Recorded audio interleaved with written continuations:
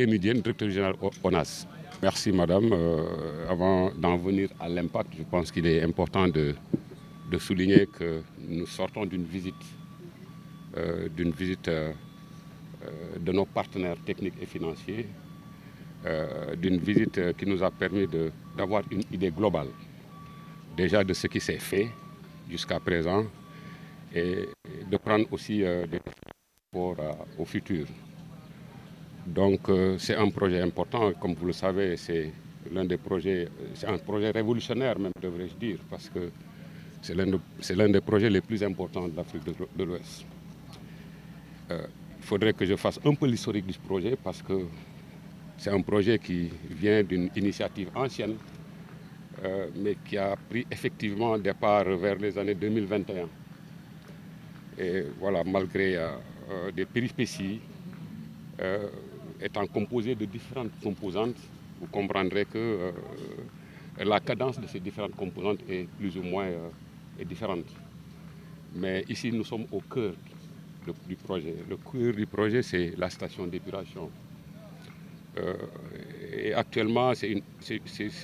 au niveau d'exécution, ils sont à 67%. Donc c'est un projet qui évolue bien et les plus hautes autorités ont un œil sur ce projet de par son envergure,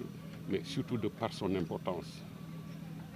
Et j'en viens à votre question pour dire justement ce projet va permettre au moins de dépolluer cette belle baie de Han, qui jadis en tout cas était fréquentée par les populations du point de vue touristique, des écosystèmes qui s'y retrouvaient, mais finalement cette baie a été polluée, gravement polluée. Et c'est par rapport à cette situation que le projet a été institué, effectivement, pour procéder à la dépollution de ces eaux qui viennent impacter négativement cette plage, ces eaux qui viennent polluer justement cette plage. Voilà, comme impact, la fin de ce projet, en tout cas, permettra déjà du point de vue de la santé. Il va empêcher, en tout cas, quand ces effluents seront dépollués, il va permettre en tout cas d'améliorer en tout cas la santé des populations riveraines qui sont en contact direct avec les eaux polluantes. La livraison, bon, pour le projet global, je pense qu'il faut retenir vers 2026, peut-être en début d'année 2026, en fin 2025, début 2026, compte tenu de certains lots qui n'ont pas encore démarré et pour lesquels peut-être il faut prendre 8 à 10 mois pour son exécution. Donc dans sa globalité, le projet pourrait aller jusqu'en fin 2025, début 2026. Oui, justement, vous savez, le problème financier, il y a des aspects de ce problème qui dépassent ONAS même. Et on est conscient de tous ces problèmes en fait. Et dès notre installation, on a pris en charge ces questions, en tout cas identifier les goulots qui pourraient retarder l'exécution des travaux. Et justement, parmi ces goulots, il y a ces retards des paiements et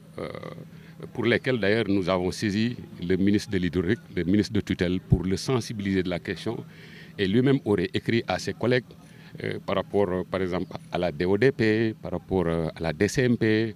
en tout cas pour diligenter certains de nos dossiers qui dépendent effectivement de ce projet. Et là-dessus, rassurez-vous, toutes les autorités sont suffisamment sensibilisées sur la question et ils sont en train, en ce moment même, de prendre les décisions idoines pour remédier à ces situations de retard de paiement. Le chantier bi fu mu toll xëy na dañuy fàttali rek projet bi li ko indi mën nañu wax ne ci projet yi gën a rëy ci Afrique la en matière de dépollution, d'assainissement. Projet aussi bu ambitieux la parce que xam ngeen ne beewu Hann mooy Yarax fii nii bu njëkk dafa nekkoon en tout cas place bu rafet, place boo xamante ne ay touristes dañ fi daan ñëw mu jëmmal Ndakaaru jox aussi importance Ndakaaru ci wàllum touriste, wàllum environnement aussi amoon na ay écosystème la ñuy wax ay écosystème maanaam ay yeneen xeetu rab wala ay yeneen xeetu meññeef yoo xamante ne ñu ngi fi woon mais tuur bi ñu fiy tuur ndox mu bon bi jóge ci usines yi ak yi ci kër yi dafa dem ba polluer bee bi fi mu ne nii kenn mënatu fi sangu gis ngeen yéen seen bopp mbalit yi ndox mi ñuy tuur aussi di ndox mu jaxasoo ak ndox yi jóge ci usines yi def de telle sorte que bee bi xàmmeetuñ ko état bi jël initiative pour dépolluer ko xalaat bi nag yàgg na waaye ndoorteel di tàmbale bi dëgg ñu ngi ko mën a natt 2021 boobu ba léegi nag gars yi ngi góorgóorlu ñu ngi ci liggéey bi fi ñu toll nii mën naa wax ne station de pompage bi muy xolu système bi pare na à 67%.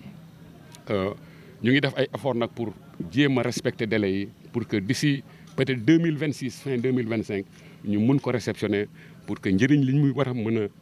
am mu am ko dëggantaan. waaw retard yi paiement yi ñun ba ñu ñëwee ak léegi muy direction bu bees bi dañu càmbar projet bi xool ci projet bi lépp li nga xamante ne mën nañ ko gàllankoor ci loolu itam noté nañ ci li ngeen di wax ni muy retard de paiement yi dafa di nag am na loo xam ne daf ñu xaw a dépassé lépp li ñu dépassé nag ñun càmbar nañ ko def ci audience ak ministre tutelle muy ministre de l'hydraulique et de l'assainissement waxtaan ci ak moom échange ci ak moom ba fi mu ne nii sax mën nañu wax ne moo ñu gën a conscient sax problème yi fan yi wees rek gis nañ ay lettres am yu mu adressé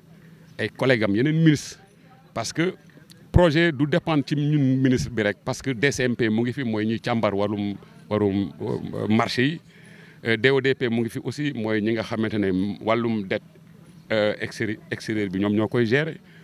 te ñooñu duñu ci bokkuñ ci ñun donc il faut que ñu am niveau de compréhension boo xamante ne toll na ak suñu niveau de compréhension pour que ñoom ñuy mën a diligenter le plus rapidement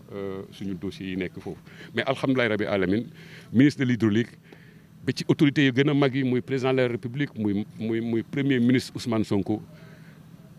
dañ jël eau ak assainissement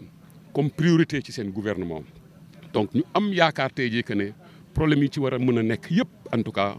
nañ ko war a mën a solutionner ci lu gën a gaaw pour que entreprise yi aussi teel a jot seen xaalis teel a fay ñu ñuy fay pour projet bi mën a continuer ci jàmm ñu mën a respecter délai yi man maa ngi tudd